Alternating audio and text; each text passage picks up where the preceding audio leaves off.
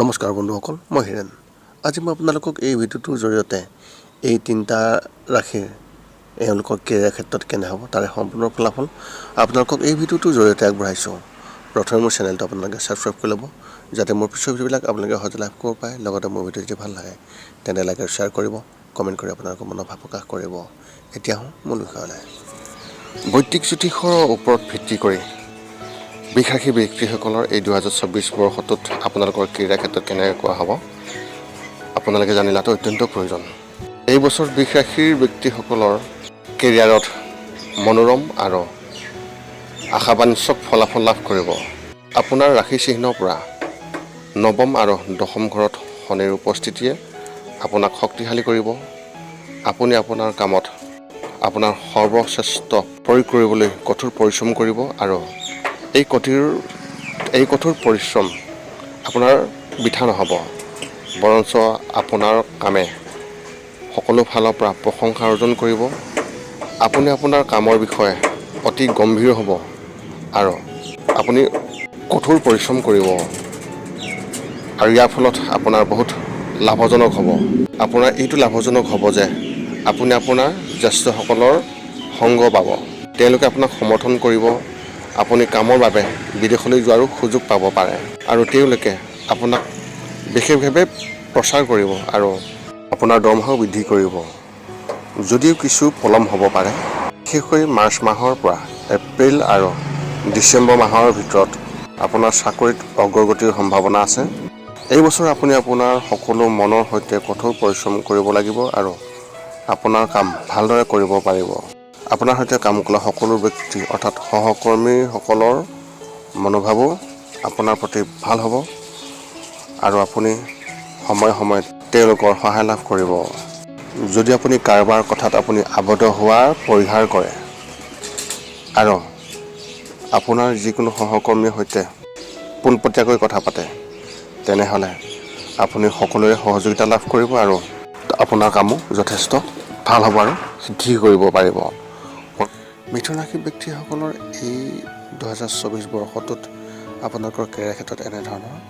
এই 2024 চনৰ গ্ৰহবোৰৰ চলাচলে এনেধৰণৰ সূচনা প্ৰদান কৰিছে যে আপুনি কামত যিকোনো ধৰণৰ শ্বৰ্টকাট পৰিহাৰ কৰা উচিত হ'ব।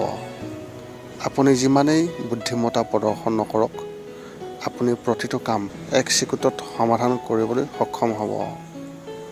তথাপিও আপুনি শ্বৰ্টকাট আশ্ৰয় লোৱা পৰিহাৰ কৰিব লাগিব, কিয়নো ই বিশেষভাৱে হ্ৰস্বম্যাদী সময়ত লাভজনক, কিন্তু আপুনি দীৰ্ঘম্যাদী সময়ত কঠোৰ পৰিশ্ৰম কৰিব লাগিব। আপোনাৰ এই বছৰটোৰ আৰম্ভণি খুবেই ভাল। আপুনি কামত ভাল সফলতা লাভ কৰিব। আপুনি আপোনাৰ কাম দ্ৰুতগতিত সম্পূৰ্ণ কৰাৰ অব্যাহত ৰাখিব, যাৰ বাবে আপোনাক আন ব্যক্তিসকলৰ সৈতে তুলনা কৰা হ'ব আৰু ইয়াত আপোনাৰ ওপৰত বিশেষভাৱে প্ৰভাৱ থাকিব। মিথুন ৰাশি ব্যক্তিসকলৰ এই 2024 বৰ্ষৰ ক্ৰীড়াৰ ক্ষেত্ৰত এনেধৰণৰ ইয়াৰ বিশেষ ফল পোৱা যায় যে আপুনি মাৰ্চ মাহৰ শেষৰ পৰা এপ্ৰিলৰ শেষৰ ফালে আপুনি বিশেষভাৱে পদোন্নতি পোৱাৰ সম্ভাৱনা অত্যন্ত প্ৰবল। মে' মাহৰ পৰা আপুনি চৰকাৰী চাকৰিৰ বাবে আন এখন ৰাজ্য বা আন এখন দেশলৈ যোৱাৰ সম্ভাৱনা আছে। আপুনি কামত ব্যস্ত থাকিব আৰু আপুনি আপোনাৰ কামৰ বিষয়ে অতি গম্ভীৰ হ'ব, যাৰ ফলত আপুনি যথেষ্ট লাভান্বিত হ'ব। লগতে আপুনি 7 মাৰ্চৰ পৰা 31 মাৰ্চ আৰু 18 ছেপ্টেম্বৰৰ পৰা 13 অক্টোবৰলৈকে কেৱল এটা নতুন চাকৰিৰ সুযোগো পাব পাৰে।